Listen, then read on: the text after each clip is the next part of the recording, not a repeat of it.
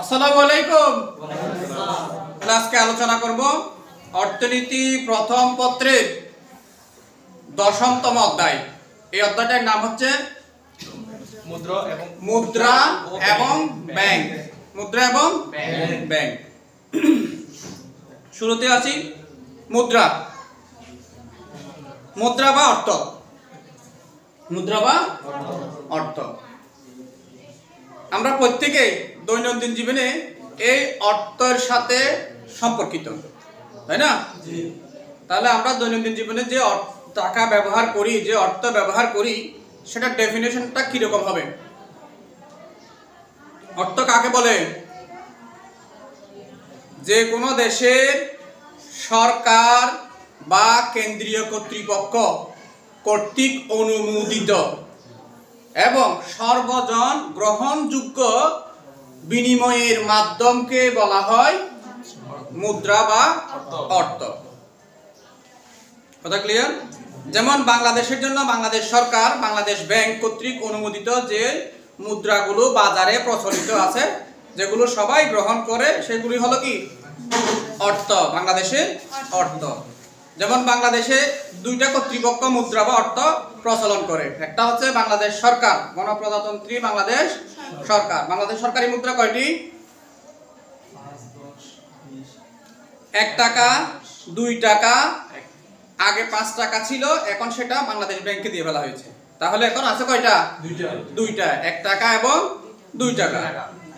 আর বাকি সবগুলোই বাংলাদেশ ব্যাংক কর্তৃক অনুমোদিত বা বাংলাদেশ ব্যাংক কর্তৃক মুদ্রিত মুদ্রা। 5 টাকা থেকে শুরু করে 1000 টাকা পর্যন্ত যা আছে সবগুলোই মুদ্রাগুলো প্রচলন করে কে? বাংলাদেশ ব্যাংক। এবার আসি সেই মুদ্রা বা অর্থের কার্যাবলীগুলো কি। এই মুদ্রা বা অর্থ মূলত 3 ধরনের কাজ করে। কয় ধরনের কাজ করে? 3 ধরনের। একটা হচ্ছে বাণিজ্যিক কাজ, আরেকটা হচ্ছে সামাজিক কাজ, আরেকটা হচ্ছে মনস্তাত্ত্বিক কাজ। নাম্বার 1, বাণিজ্যিক কাজ।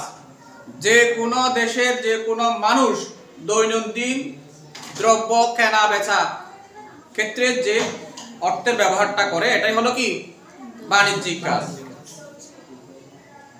তুমি বাজারে যাবে, পণ্য কিনবে, বিনিময়ে অর্থ দিবে। তাহলে অর্থ কিসের মাধ্যম হিসেবে কাজ করলো? বিনিময়ের মাধ্যম হিসেবে কাজ করলো। কোন ক্ষেত্রে? বাণিজ্যিক ক্ষেত্রে। ব্যবসা বাণিজ্যের কারণে একজন আরেকজন থেকে ঋণ নিয়ে থাকে, আবার এই ঋণটাও দেওয়া এবং পরিশোধ করা উভয় ক্ষেত্রে মাধ্যম হিসেবে কাজ করে কে? অর্থ। তাহলে এটা হলো অর্থের বাণিজ্যিক কাজ। ঠিক আছে? এরপরে আসেন অর্থের সামাজিক কাজ।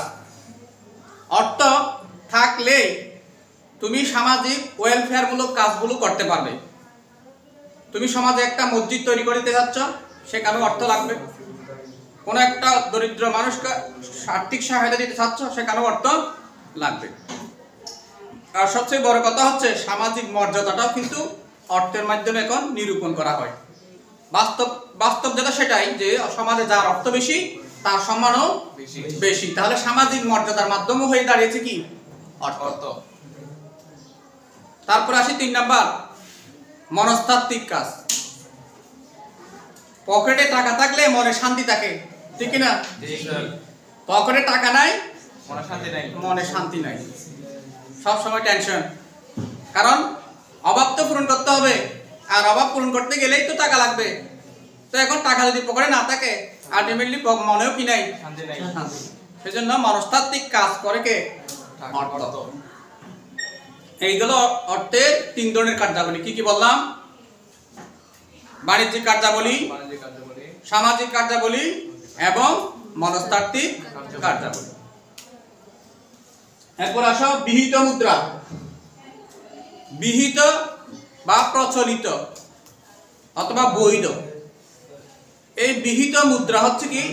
যে কোনো দেশের সরকার বা কেন্দ্রীয় কর্তৃপক্ষ কর্তৃক স্বীকৃত এবং প্রচলিত মুদ্রাকে বলা হয় বিহিত মুদ্রা বা প্রচলিত মুদ্রা বা বৈধ মুদ্রা। তাহলে এই বিহিত মুদ্রা আবার 2 ধরনের। কয় ধরনের? 2 ধরনের। একটা হচ্ছে সসীম বিহিত মুদ্রা, আর একটা হচ্ছে কি অসীম বিহিত মুদ্রা। যদি আমি তোমাকে এই মুদ্রার এই কয়েনটা দিই, হয়তো একটা তুমি নিবে, দুইটা নিবে, পাঁচটা নিবে, ঠিক আছে।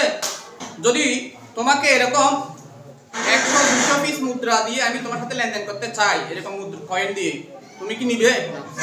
মানে এই মুদ্রাটা বাংলাদেশ সরকার কর্তৃক স্বীকৃত, বৈধ, প্রচলিত, কিন্তু এর পরেও নির্দিষ্ট মাত্রার বাইরে গেলে কেউ এটা সহজে নিতে চায় না। সেজন্য এটাকে বলা হয় সসীম, মানে নির্দিষ্ট মাত্রার ভিতর এটা ব্যবহার করা হয়, এজন্য এটাকে বলা হয় সসীম বিহিত মুদ্রা। আর যদি তোমাকে একটা 1000 টাকার নোট দিই, নেবে তো? যদি 1000 টাকার নোটের 1000 পিস 10,000 পিস দিই, নিবে তো? যত দিই তত নেবে, এটার কোনো লিমিটেশন নাই। সেজন্য এটাকে বলা হয় কি অসীম বিহিত মুদ্রা। এটাও বৈধ, তবে সেটার ব্যবহারটা কি আনলিমিটেড। আর এই কয়েনটাও বৈধ, কিন্তু এটার ব্যবহারটা কি লিমিটেড। সেজন্য বিহিত মুদ্রা কয় ধরনের? দুই ধরনের, একটা সসীম বিহিত মুদ্রা আর একটা অসীম বিহিত মুদ্রা। এরপর আসো আমানত বা ঋণ। আমরা প্রত্যেকেই ব্যাংকের কাছে আমাদের দৈনন্দিন আয়ের ক্ষুদ্র ক্ষুদ্র অর্থগুলো সঞ্চয় করি, জমা করি, ঠিক না? এই সঞ্চয়গুলোই কিন্তু ব্যাংকের কাছে এক ধরনের আমার কি আমানত, অথবা আমি ব্যাংকে ঋণ হিসেবে দিয়েছি। কারণ ব্যাংক বিনিময়ে আমার এই সঞ্চিত অর্থের উপর কি দেয়? সুদ দেয়। কোন ব্যাংক বলে আমি মুনাফা দিই, আর কোন ব্যাংক বলে আমি কি দিই? সুদ দিই। যে ভাষায় বলুক, আলটিমেটলি তোমাকে কিছু বেনিফিট দিচ্ছে, তো দিচ্ছে না? তাহলে ব্যাংকে যে আমরা আমানত হিসেবে যে অর্থগুলো সঞ্চয় করে রাখি, সেই আমানতকে আমরা তিনটা হিসাবের মাধ্যমে রাখি। কয়টা হিসাব? তিনটা হিসাব।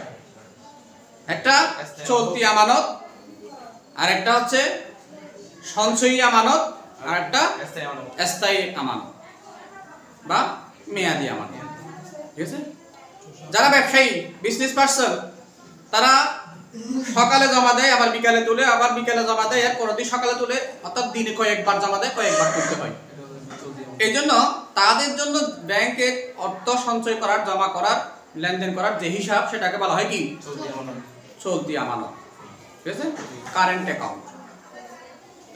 আর আমরা যারা সীমিত আয়ের মানুষ, অথবা তোমরা যারা স্টুডেন্ট, তোমাদের জন্য প্রযোজ্য হচ্ছে মাস শেষে মাসের একটা টাকা তুমি জমা রাখবে, অথবা 15 দিন পর একটা টাকা জমা রাখবে, 2 মাস পর বা 1 মাস পর সেটা তুলবে। এর থেকে বেশি, খুব বেশি লেনদেন আমাদের করতে হয় না। তাহলে এই আমাদের জন্য একটা হিসাব তৈরি করা হয়, সেটাকে বলা হয় কি সঞ্চয়ী আমানত বা সঞ্চয়ী হিসাব, যেটাকে বলা হয় সেভিংস অ্যাকাউন্ট। এই অ্যাকাউন্টে খুব বেশি টাকা লেনদেন হয় না, বা খুব বেশি জমাও দেওয়া হয় না, খুব বেশি উত্তোলনও করা হয় না। খুব বেশি বলতে ঘন ঘন হয়, যে সকালে বিকালে দিনে কয়েকবার, এই ধরনের লেনদেন হয় না, মাসে কয়েকবার লেনদেন হয়। দেন স্থায়ী আমানত, যেটাকে আমরা বলি ফিক্সড ডিপোজিট। হয়তো তোমাদের বাবা অনেকের বিদেশে আছে, বিদেশ থেকে একসাথে 1 লক্ষ টাকা পাঠিয়ে দিল মাসে। এখন তোমার মাসের জন্য খরচার দরকার হচ্ছে সাপোজ 20,000 টাকা, আরো 80,000 টাকা অলস পড়ে আছে। তুমি চিন্তা করলে যে কি এই টাকাগুলো আমি ব্যাংকে 5 বছরের জন্য ফেলে রাখবো, ঠিক আছে। তো যাদের কাছে অলস মানি আছে, তারা এই টাকাগুলো ব্যাংকের কাছে 5 বছর 10 বছরের জন্য একটা ফিক্সড ডিপোজিট করে রাখতে পারে। এটাকে বলা হয় কি স্থায়ী আমানত। এরপরে আসি মুদ্রার মূল্য বা value of money. Value of money, এই পয়েন্টটা খুবই গুরুত্বপূর্ণ, এজন্য আমি এটা স্টার মার্ক করেছি। এখান থেকে একটা প্রশ্ন হয় সৃজনশীল। তাহলে ভ্যালু অফ মানিটা কি? আমি যদি বাজারে এই মার্কেটটা কিনতে যাই, এটার দাম দেওয়া আছে সাপোজ 40 টাকা, ঠিক আছে। তাহলে আমার পকেটে যে 40 টাকা আছে, সেই টাকাটার মূল্যটা নির্ধারণ করা হবে এই দ্রব্যটার পারচেসিং পাওয়ার দ্বারা। অর্থাৎ আমার হাতে যে টাকাটা আছে, সেই টাকাটা দিয়ে যদি এই মার্কেটটা কিনতে পারা যায় তাহলে ওই টাকার পাওয়ার, এই এখানে পাওয়ার মানে রাজনৈতিক ক্ষমতা মনে করি না, ওই টাকার পাওয়ার হচ্ছে যে কি পারচেজিং পাওয়ার হচ্ছে যে কি এই মার্কেটটা ক্রয় করা, তাই না? তাহলে অর্থের মাধ্যমে দ্রব্য বা সেবা ক্রয় করার যে ক্ষমতা সেটাই হলো ওই মুদ্রার মূল্য। ঠিক আছে, সোজা কথায় বলতে গেলে অর্থের ক্রয় ক্ষমতা, অর্থে কি ক্রয় ক্ষমতা, সেটাকে বলা হয় কি ভ্যালু অফ মানি। তাহলে অর্থের ক্রয় ক্ষমতা মানে অর্থ কি কিনতে পারে, অর্থ দ্রব্য কিনতে পারে, অর্থ সেবা কিনতে পারে। তুমি অসুস্থ হাসপাতালে ভর্তি হবে, নার্স আসবে, ডাক্তার আসবে, বিনিময়ে ওরা তোমাকে সেবা দিবে আর তুমি দিবে কি অর্থ। তাহলে অর্থ দিয়ে তুমি কি কিনেছো, সেবা কিনেছো। একইভাবে তোমার যে দ্রব্যটা দরকার মার্কেট থেকে সেই দ্রব্যটাই তুমি কিনতে পারবে, বিনিময়ে কি দিতে হবে অর্থ। তাহলে অর্থের ক্ষমতা হচ্ছে কি ওই দ্রব্য বা সেবা কিনতে পারা। তাহলে সোজা কথায় অর্থের মূল্য কি, যে কোনো দ্রব্য বা সেবার ক্রয় ক্ষমতাকে বলা হয় কি অর্থের ভ্যালু অফ মানি। এখন সেই অর্থের মূল্যটা কিন্তু নির্ভর করে সম্পর্কিত কার সাথে, দামের স্তরের সাথে। কিভাবে সম্পর্কিত, পজিটিভলি না negatively? Negatively related, that means একটার সাথে আরেকটার সম্পর্ক বিপরীতমুখী, অর্থাৎ একটা যদি বাড়ে আরেকটা কি হবে কমবে। অর্থাৎ দামের স্তর যদি বাড়ে তাহলে অর্থের মূল্য কমবে, আর দামের স্তর যদি কমে অর্থের মূল্য বাড়বে। কথাটা একেবারে যারা ইকোনমিক্স পড়ে নাই তারাও তোমার থেকে আরো ভালো বুঝে।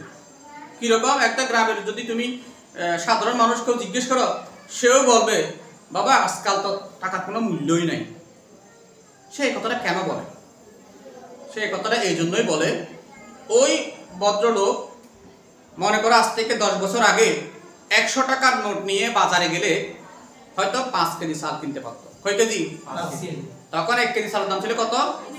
20 টাকা, রাইট।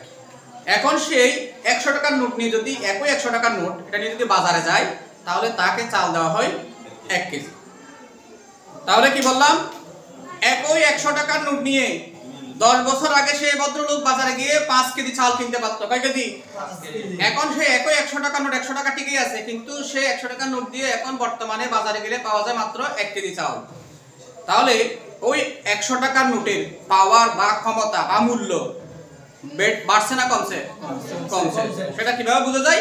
কারণ ওই 100 টাকার নোট দিয়ে আগে 5 কেজি চাল পাওয়া যেত, এখন পাওয়া যায় মাত্র 1 কেজি। তাহলে দ্রব্যের দামের স্তর বাড়লে অর্থের ক্রয় ক্ষমতা কি হয়? কমে যায়। আর যদি বিপরীতভাবে দামের স্তর যদি কমে কোনো কারণে, যদি আবার যদি স্বাস্থ্যের কারণে আমল ফিরে আসে, যে সময় কি দ্রব্য খুব সস্তা ছিল, যদি সেই আমল যদি কোনো কারণে ফিরে আসে অলৌকিকভাবে, তাহলে কোনো কারণে যদি দ্রব্যের দাম কমতে শুরু করে তাহলে দেখবে যে কি অর্থের মূল্য বাড়তে শুরু করে। ঠিক আছে, তাহলে অর্থের মূল্যের সাথে দ্রব্যের দামের স্তরের একটা সম্পর্ক আছে। সেই সম্পর্কটা হচ্ছে কি রকম? বিপরীতমুখী সম্পর্ক। বিষয়টা একটা আমরা চিত্রের মাধ্যমে দেখি। তাহলে দামের স্তরের সাথে অর্থের মূল্যের সম্পর্কটা যে বিপরীতমুখী সেটা আমরা এখন চিত্রের মাধ্যমে ব্যাখ্যা করি। আমরা চিত্রে ভূমিয়ককে দেখাচ্ছি দামের স্তর, ভূমিয়ককে কি দামের স্তর, লম্বকে দেখাচ্ছি অর্থের মূল্য, লম্বকে কি অর্থের মূল্য। এখন প্রথমে দামের স্তর যখন P1, দামের স্তর যখন কত? P1 বা ধরে নিলাম এটা দাম যখন 20 টাকা করে কেজি চাল, ঠিক আছে? জি। তখন ভ্যালু অফ মানি হচ্ছে M1, ভ্যালু অফ মানি হচ্ছে কি M1। তার মানে মনে করো তখন 5 কেজি চাল পাওয়া যায়, 5 কেজি চাল পাওয়া যায়। এই দুটোর মধ্যে সম্পর্ক ধরে নিলাম A বিন্দুতে, ঠিক আছে? এখন প্রাইস বা ভ্যালু অফ দামের স্তর যখন 20 টাকা থেকে 100 টাকায় চলে আসলো এক লাফে, কত টাকায়? 1 কেজি চাল এখন 100 টাকা ধরে নিলাম। তাহলে এখন কিনতে পাওয়া যাবে মাত্র কয় কেজি চাল? 1 কেজি চাল। তার মানে ভ্যালু অফ মানি যখন প্রাইস বেড়ে P1 থেকে P2 তে হলো তখন অর্থের মূল্য কমে B1 থেকে BM2 তে চলে আসলো। তাহলে অর্থের মূল্য বাড়ছে, দামের স্তর বাড়ছে, অর্থের মূল্য কমছে। এদের মধ্যে সম্পর্ক নির্দেশকারী বিন্দু আরেকটা পেলাম কি B। এখন A B বিন্দুগুলো যোগ করে যে রেখাটা পাওয়া যাবে সেটা হবে বাম দিক থেকে ডান দিকে নিম্নগামী। তবে এই রেখাটা খেয়াল রাখবে, এটা কখনো লম্ব অক্ষকে ছেদ করবে না, আবার ভূমি অক্ষকেও ছেদ করবে না। এটাকে বলা হয় আয়তাকার সমপরাবৃত্তাকার রেখা, ইংরেজিতে বলা হয় রেক্ট্যাঙ্গুলার হাইপারবোলাকার। ঠিক আছে, আরো সহজ করে বললে এটাকে সম উৎপাদন রেখাও বলা হয়। তাহলে এখানে একটা জিনিস খেয়াল করো, ভ্যালু অফ মানি মানে অর্থের মূল্য নির্ভর করে কার উপর? প্রাইসের উপর, দামের স্তরের উপর। ঠিক আছে, তাহলে এই চিত্রটা যদি উদ্দীপকের মধ্যে দেওয়া হয় বা দিয়ে যদি প্রশ্ন করা হয়, এটা কি নির্দেশ করে? এটা দামের স্তরের সাথে অর্থের মূল্যের সম্পর্ক নির্দেশ করে। আর এই চিত্র থেকে আমরা বিশ্লেষণ করে দেখব যে কি এখানে যেহেতু দামের স্তর বাড়লে, দামের স্তর P1 থেকে বেড়ে P2 হলে, অর্থাৎ দামের স্তর বাড়লে অর্থের মূল্য BM1 থেকে হ্রাস পেয়ে BM2 হয়। তার মানে দামের স্তরের সাথে অর্থের মূল্যের সম্পর্কটা কি? বিপরীতমুখী। কিমুখী? বিপরীতমুখী। তাহলে গেল এটা। এবার আসো অর্থের মূল্য পরিবর্তনের ফলাফল। অর্থের মূল্য মানে দামের স্তর আর কি? অর্থের মূল্যটা নির্ভর করে দামের স্তরের উপর না? অর্থের মূল্য পরিবর্তন হওয়া মানে আলটিমেটলি কি পরিবর্তন হওয়া? দামের স্তর পরিবর্তন হওয়া। অর্থাৎ দামের স্তর যখন বাড়ে তখন দেশে কি সৃষ্টি হয়? মুদ্রাস্ফীতি সৃষ্টি হয়। কথা বুঝে আসে নাই? যখন বাজারে দ্রব্যের দাম বাড়ে তখন তো অর্থের মূল্য কমে, আর তখনই বাজারে সৃষ্টি হয় কি? মুদ্রাস্ফীতি। ঠিক বিপরীতভাবে যখন বাজারে দ্রব্যের দাম কমে, দ্রব্যের দাম কমে তখন অর্থের মূল্য বাড়ে। দ্রব্যের দাম কমলে অর্থের মূল্য বাড়বে, তখন বাজারে কি সৃষ্টি হয়? মুদ্রা সংকোচন সৃষ্টি হয়। কথা বুঝে আসছে? মুদ্রাস্ফীতি, মুদ্রা সংকোচন, এটা নিয়ে আমরা আলাদা একটা চ্যাপ্টার আছে অর্থনীতি দ্বিতীয় পত্রের মুদ্রাস্ফীতি, এখানে আমাদের আলাদা একটা চ্যাপ্টার আছে, ওই চ্যাপ্টারের ভিডিও ক্লাসে তোমরা একটা ডিটেইলস দেখে নিবি। এরপর আসেন মুদ্রার চাহিদা ও যোগান। মুদ্রার চাহিদা আবার মুদ্রার যোগান। তার মানে মুদ্রা আমাদের কি কি কারণে আমাদের কাছে মুদ্রার চাহিদা সৃষ্টি হয়, আবার মুদ্রার কারা যোগানদাতা, ঠিক না? মুদ্রার চাহিদা কি কারণে সৃষ্টি হয় আর মুদ্রার কারা যোগানদাতা। অর্থাৎ কাদের কাছে মুদ্রার চাহিদা থাকে? সাধারণত আমরা যারা ব্যক্তি, আমাদের প্রত্যেকের কাছেই কিন্তু মুদ্রার চাহিদা আছে কিনা? আমাদের প্রত্যেকের কাছে মুদ্রার চাহিদা আছে।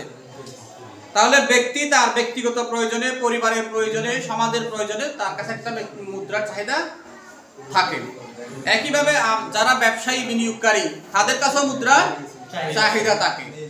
আবার যারা শিল্প প্রতিষ্ঠান পরিচালনা করে তাদের কাছেও মুদ্রার চাহিদা থাকে।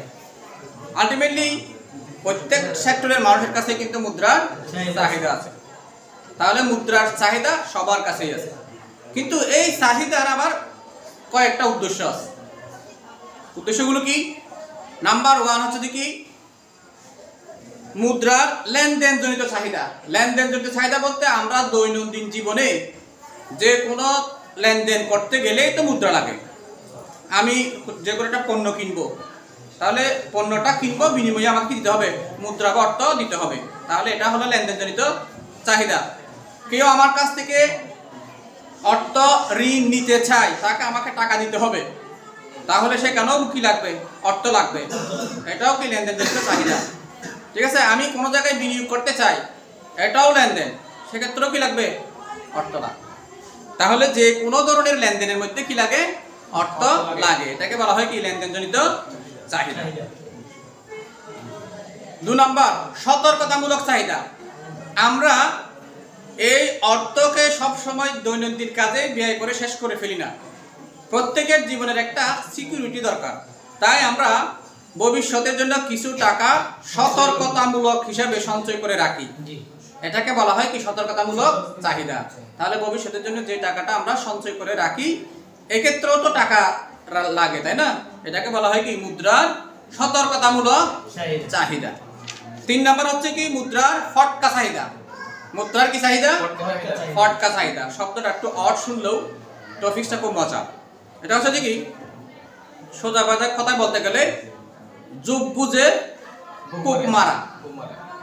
তোমার কাছে অলস মানি পড়ে আছে, হঠাৎ করে একটা সুযোগ আসছে যে মনে করো সামনে রমজান আসতেছে, তো তুমি চিন্তা করছো পকেটে 1 লাখ টাকা এমনিতে পড়ে আছে, তার সাথে এখান থেকে কিছু টাকা দিয়ে রমজানের 1 মাসের মধ্যে পাঞ্জাবি ব্যবসাটা করে দেখি না, যদি কিছু প্রফিট হয়। দেখা গেলো যে তুমি 1 মাসের জন্য ব্যবসাটা করলে, এখান থেকে 1 লাখ টাকা পুঁজি কাটিয়ে 1 মাস পর দেখা গেলো তোমার 10,000 টাকা লাভ। তাহলে এটা একটা কি ফটকা চাহিদা।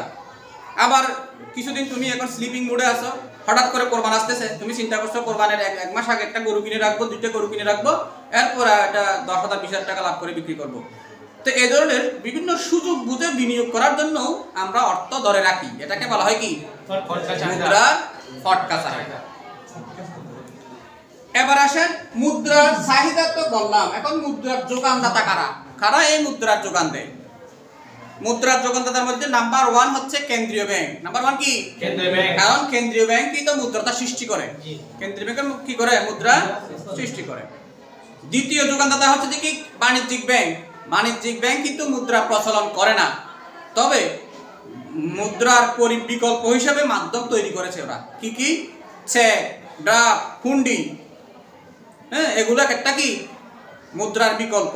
যেমন এখন বর্তমানে মানুষ 1 লাখ টাকা 10 লাখ টাকা ব্যাংকে ভর্তি করে সহজে নিয়ে যেতে স্বাচ্ছন্দ্য ফিল করে না, নিরাপত্তা ফিল করে না, তাই সে কি করে? একজন আরেকজনকে কি দেয়? চেক দেয়।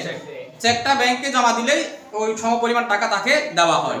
তাহলে এক্ষেত্রে এই বাণিজ্যিক ব্যাংক কি সৃষ্টি করলো? কাগজের নোটের পরিবর্তে চেক সৃষ্টি করলো। তো চেকটাও কি হিসেবে কাজ করে? মুদ্রার মতো কাজ করে। তাহলে মুদ্রার যোগানদাতা যেমন কেন্দ্রীয় ব্যাংক, আর একটা যোগানদাতা হচ্ছে কে? বাণিজ্যিক ব্যাংক।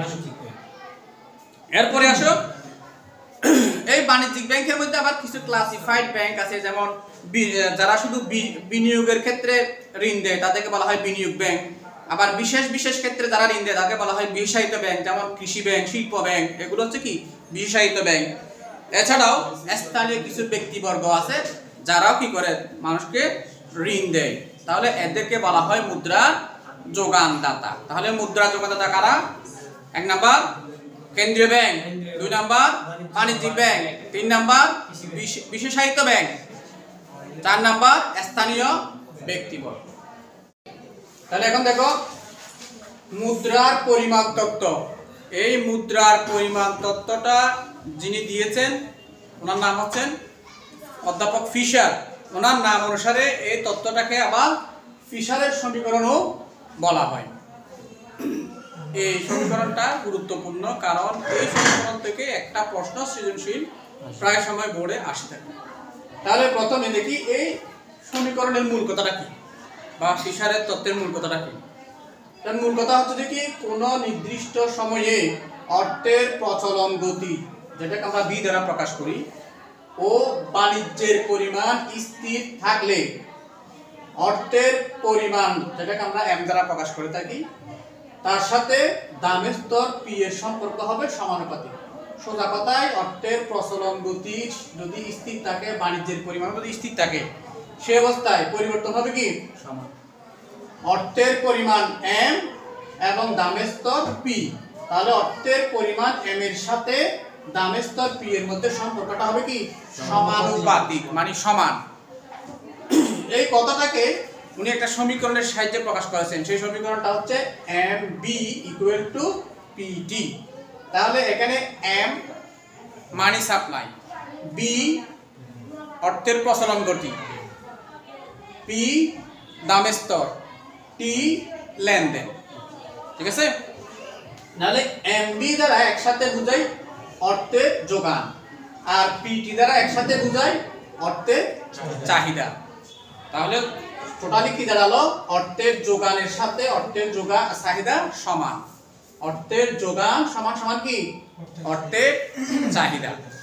এক্ষেত্রে অর্থের যোগানদাতা হিসেবে দেখানো হয়েছে শুধুমাত্র কেন্দ্রীয় ব্যাংককে, অর্থাৎ কেন্দ্রীয় ব্যাংক যে মুদ্রাটা প্রচলন করে সেই মুদ্রাটা হলো অর্থের যোগান, আর বাজারে আমাদের যে অর্থের চাহিদা সেটা হলো অর্থের চাহিদাটি।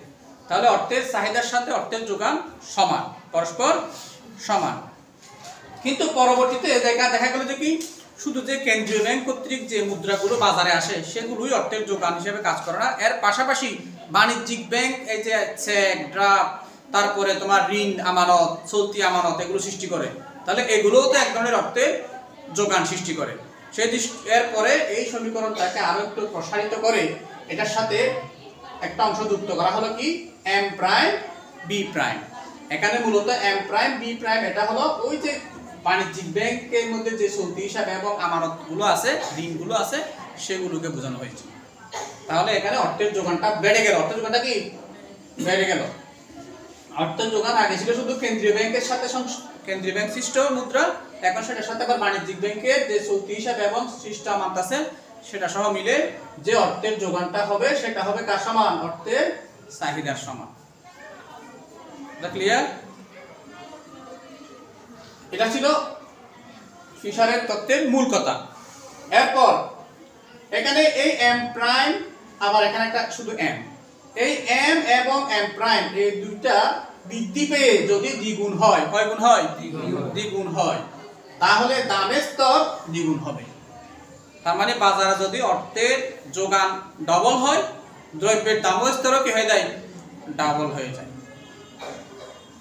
এবং অর্থের মূল্য হ্রাস পায় যখন দামের স্তর ডাবল হয়ে যায়। কথা খেয়াল করিও, অর্থে এম প্রাইম বৃদ্ধি পেয়ে দ্বিগুণ হওয়া মানে কি? অর্থের যোগান বৃদ্ধি পেয়ে দ্বিগুণ হওয়া। মানুষের পকেটে যদি আগের থেকে ডবল টাকা আসে, মানুষ বেশি খরচ করবে না? তখন বিক্রেতারাও দ্রব্যের দাম কি করে দিবে? ডাবল করে দিবে। তার মানে দামের স্তর দ্বিগুণ হবে। তাহলে অর্থের যোগান দ্বিগুণ হলো, দামের স্তর কি হলো? দ্বিগুণ হলো।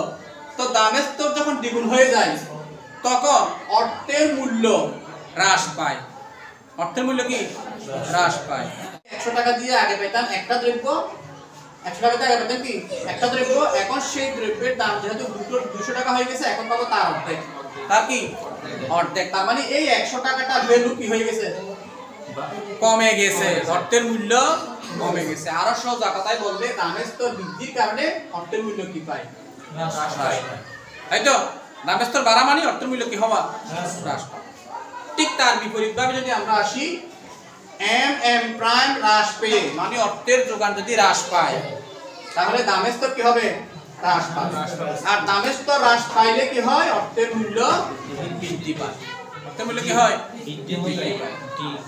ঠিক আছে? বিষয়টাকে আমরা এখন একটু এইভাবে সূচি আকারে দেখি, তাহলে আরো ক্লিয়ার হবে। যেমন দেখো এখানে এম মানে হচ্ছে বাণিজ্যিক কেন্দ্রীয় ব্যাংক কর্তৃক সৃষ্ট মুদ্রা, বি অর্থের প্রচলন গতি, এম প্রাইম বাণিজ্যিক ব্যাংক সৃষ্ট মুদ্রা, বি প্রাইম বাণিজ্যিক ব্যাংক সৃষ্ট মুদ্রার প্রচলন গতি, টি হচ্ছে লেনদেন। ঠিক আছে? এই সব কিছু মিলে হচ্ছে অর্থের যোগান। সব কিছু মিলে কি? অর্থের যোগান। আর পি মানে দামের স্তর, আর বি এম মানে ভ্যালু অফ মানি, অর্থের মূল্য। এখন খেয়াল করো, যখন এখানে একটা জিনিস আগে থেকে বলে দিই, এখানে বি স্থির, টি স্থির। স্থির মানে সব সময় 5, এখানে ধরে নিলাম সব সময় কি 10। আবার এখানে বি প্রাইমও স্থির, তার মানে এটা 5 5। শুধু পরিবর্তন হচ্ছে এম এবং এম প্রাইম, এম এবং কি এম প্রাইম। এম মানে কি? কেন্দ্রীয় ব্যাংক সৃষ্ট মুদ্রা। যখন 100 একক, তখন এম প্রাইম বাণিজ্যিক ব্যাংক সৃষ্ট মুদ্রা হচ্ছে কত? 100 একক। এই অবস্থায় আমরা যদি এই দামের স্তরটা নির্ণয় করতে যাই, তাহলে এখানে দামের স্তর নির্ণয়ের সূত্রটা হচ্ছে কি M B plus M prime B prime divided by T. এখানে প্রথমে এম এর মান লাগবে, তারপরে বি এর মান লাগবে। এম এর মান কত? 100। 100 কে 5 দিয়ে গুণ করলে কত হবে? 500। তাহলে এম বি সমান সমান 500। এরপরে M prime B prime, M prime এর মান কত? 100। বি প্রাইম এর মান কত? 5। তাহলে 100 কে 5 দিয়ে গুণ করলে কত হয়? 500। নিচে ডিভাইডেড বাই টি, টি এর মান কত? 10। তাহলে 500 সাথে 500 যোগ করলে হয় 1000, 1000 কে 10 দিয়ে ভাগ করলে হয় কত? 100। তাহলে এখন দামের স্তর নির্ণীত হলো 100। দামের স্তর কি হলো? 100। এখন খেয়াল করো, দাম এই যে এম এর মান 100 থেকে যখন 200 তে বৃদ্ধি পেল, কয় গুণ বৃদ্ধি পেল? দ্বিগুণ বৃদ্ধি পেল। m এর মান কয় গুণ বৃদ্ধি পেল?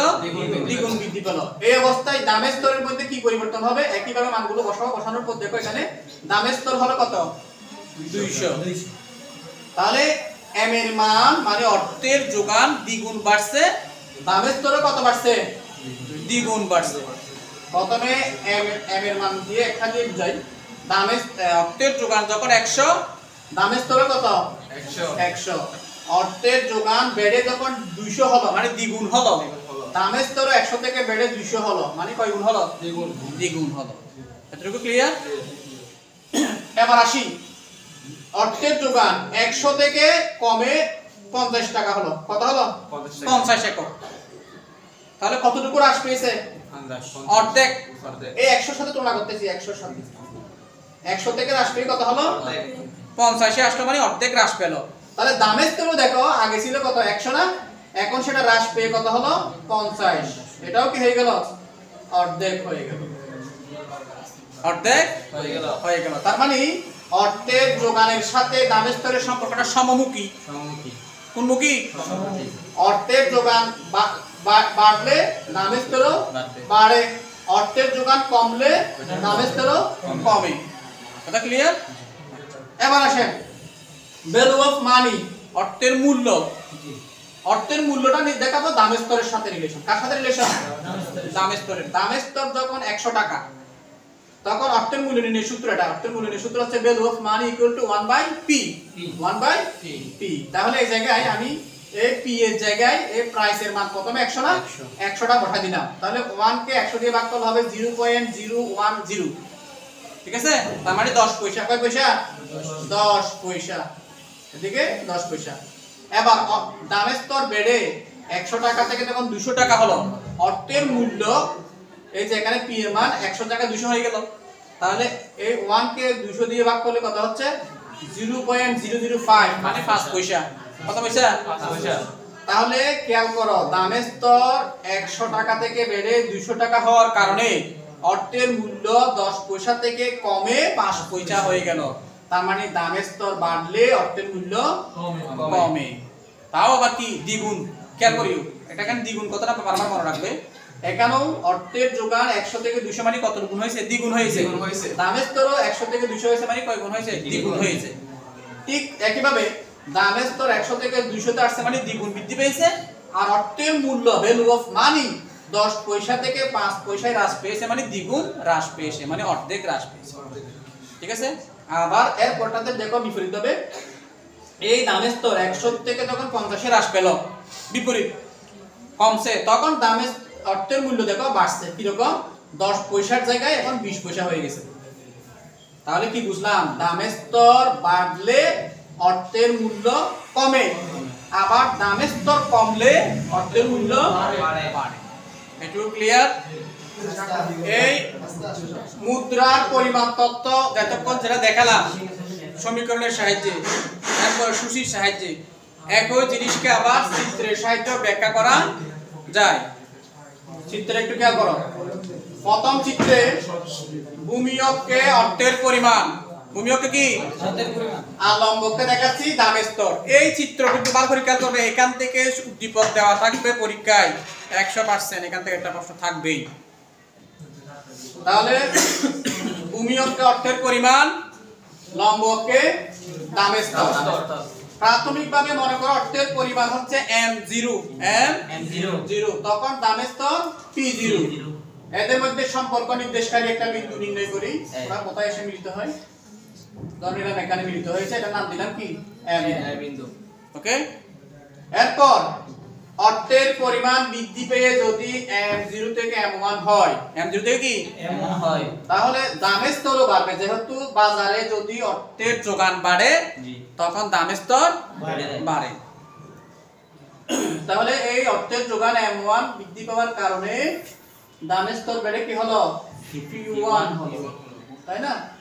এরা কোথায় মিলিত হলো? মনে করো b বিন্দুতে। কোথায়? b বিন্দুতে। এরপর কোন কারণে আবার যদি অর্থের পরিমাণ হ্রাস পায়, তবে কি হয়? হ্রাস পায়। হ্রাস পেয়ে m0 থেকে m2 হয়। এটা কিন্তু প্রাথমিক দামের স্তর অর্থের পরিমাণ ছিল m0, এটা খেয়াল রাখবেন। একবার এটা থেকে আমি বৃদ্ধি করে দেখাচ্ছি, আবার এটা থেকে কি হ্রাস করে দেখাচ্ছি। তাহলে অর্থের পরিমাণ m0 থেকে m2 তে হ্রাস পায়।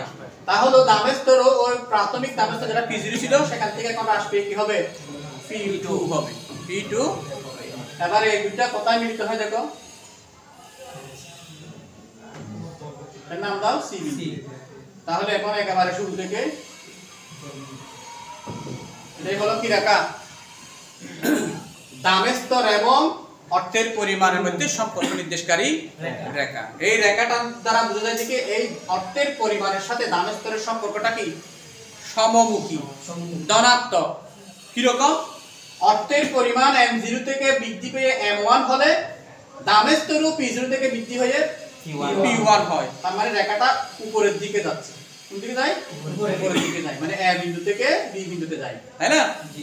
ঠিক বিপরীতভাবে অর্থের পরিমাণ যদি m0 থেকে হ্রাস পেয়ে m2 হয়, দামের স্তরও p0 থেকে হ্রাস পেয়ে p2 হয়, তখন সেই a বিন্দু থেকে নিচের দিকে নামি কোথায় আসে, c বিন্দুর দিকে আসে। কিন্তু রেখাটা অর্থাৎ অর্থের পরিমাণ বাড়লে দামের স্তরও বাড়ে, তখন ঊর্ধ্বগামী। আবার অর্থের পরিমাণ কমলে দামের স্তরও কমে। তার মানে এটা দ্বারা সম্পর্কটা কি বোঝায়, সমমুখী।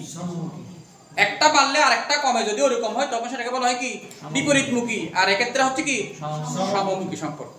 সোজা কথায় মনে রাখবে, অর্থের পরিমাণ বাড়লে দামের স্তর বাড়ে, সেজন্য রেখাটা কি হবে, ঊর্ধ্বগামী। রেখাটা কি ঊর্ধ্বগামী। এবার আসি এই অর্থের পরিমাণের সাথে ভ্যালু অফ মানি, অর্থের মূল্যের সম্পর্কটা কি রকম খেয়াল করো। প্রথমে অর্থের পরিমাণ আগের মতো m0, তখন অর্থের মূল্য হচ্ছে কি value of money bm0, bm0। এদের মধ্যে সম্পর্ক নির্দেশকারী বিন্দু নিলাম, মনে করো এটা a প্রাইম, a।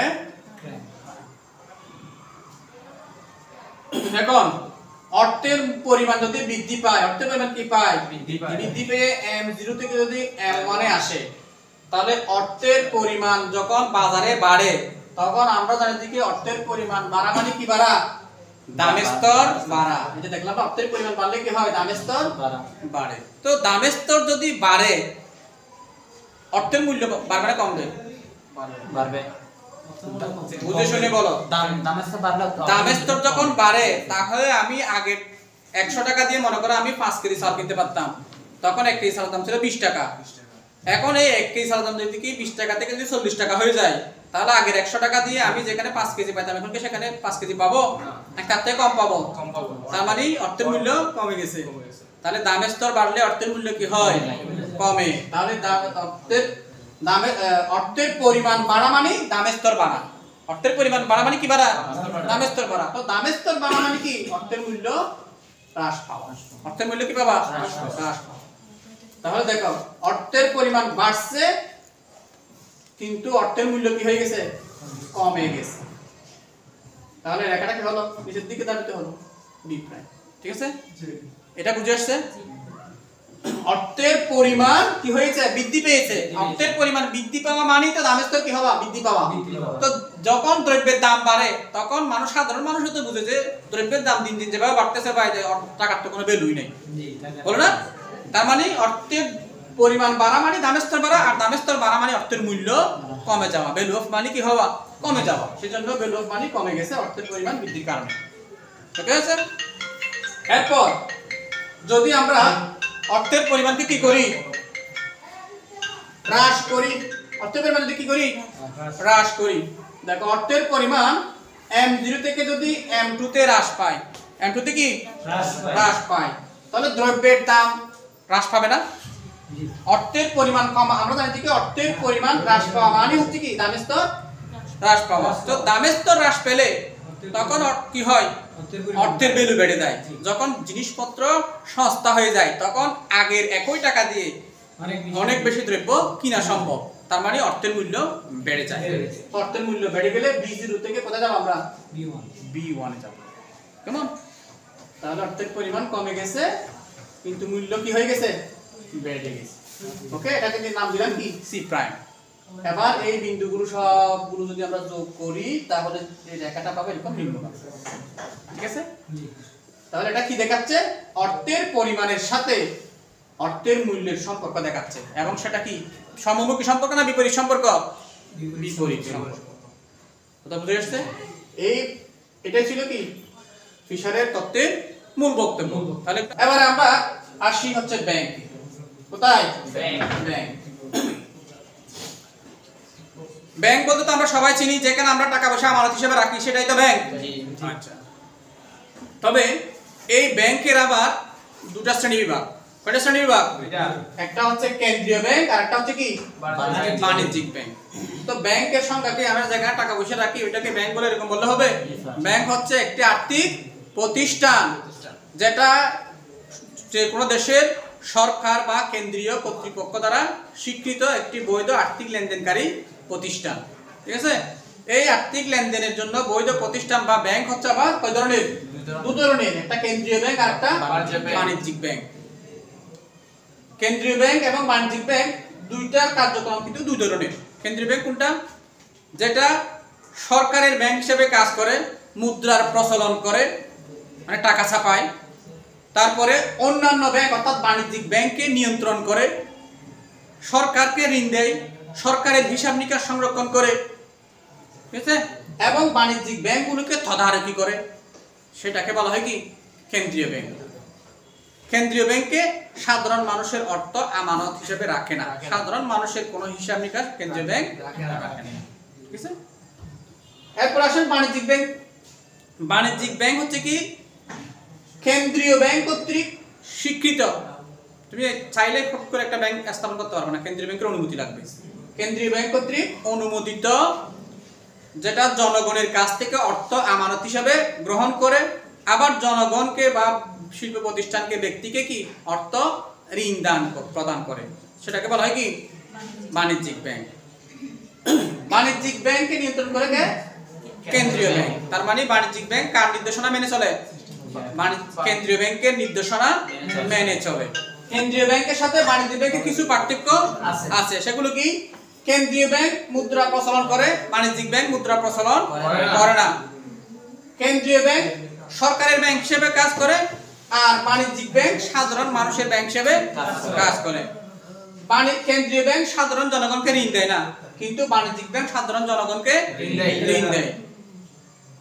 কেন্দ্রীয় ব্যাংক হচ্ছে সরকারের ব্যাংক হিসেবে কাজ করে, আর বাণিজ্যিক ব্যাংক জনগণের ব্যাংক হিসেবে কাজ করে। কেন্দ্রীয় ব্যাংক সরকারের ঋণের আশ্রয়স্থল, আর বাণিজ্যিক ব্যাংকের ঋণের আশ্রয়স্থল কিন্তু আবার কেন্দ্রীয় ব্যাংক। আবার কেন্দ্রীয় ব্যাংকের স্পেসিফিক কিছু কাজ আছে, বাণিজ্যিক ব্যাংকের স্পেসিফিক কিছু কাজ আছে। কেন্দ্রীয় ব্যাংকের সাধারণ কাজ, কেন্দ্রীয় ব্যাংকের সরকারের ব্যাংক হিসেবে কাজ, কেন্দ্রীয় ব্যাংক বাণিজ্যিক ব্যাংকের ব্যাংক হিসেবে কাজ, এগুলো করে থাকে। আর বাণিজ্যিক ব্যাংক কি করে? বাণিজ্যিক ব্যাংক ঋণ দান করে, বাণিজ্যিক ব্যাংক মুদ্রার পরিবর্তে চেক, তারপরে তোমার ড্রাফট, হুন্ডি এগুলো প্রচলন করে মানুষের আর্থিক লেনদেনকে সহজ করে থাকে। এরপর আসি আমরা অনলাইন ব্যাংক ও মোবাইল ব্যাংক। যে কোনো অনলাইন প্ল্যাটফর্মে ব্যাংকিং লেনদেন সম্পাদন করাকে বলা হয় অনলাইন ব্যাংকিং। অনলাইন ব্যাংকিং এরই মূলত একটি অংশ হচ্ছে মোবাইল ব্যাংক। তো এটাকে আলাদা করে বলার কারণ হচ্ছে কি এই মোবাইল ব্যাংকিংটা শুধু মোবাইলে একটা নির্দিষ্ট অ্যাপস ব্যবহার করে এটা সম্পাদন করা যায়, সেজন্য এটাকে বলা আলাদা করে নাম দেওয়া হয়েছে কি মোবাইল ব্যাংক। মূলত মোবাইল ব্যাংক এটাও তো অনলাইন, এটাও কি অনলাইনের একটা অংশ। তো আগে ছিল অনলাইন ব্যাংকিং, যেটা ইমেলের মাধ্যমে ব্যাংকিং লেনদেন আদান প্রদান করতো। এর পরবর্তীতে এটাকে আরো ন্যানো টেকনোলজি প্রয়োগের মাধ্যমে মোবাইলের ভিতরে একেবারে সফটওয়্যারের অ্যাপস এর মাধ্যমে যখন এটাকে আরো হাতের মুঠো করে দেওয়া হয়েছে, তখন আলাদা করে নাম দেওয়া হয়েছে কি মোবাইল ব্যাংকিং।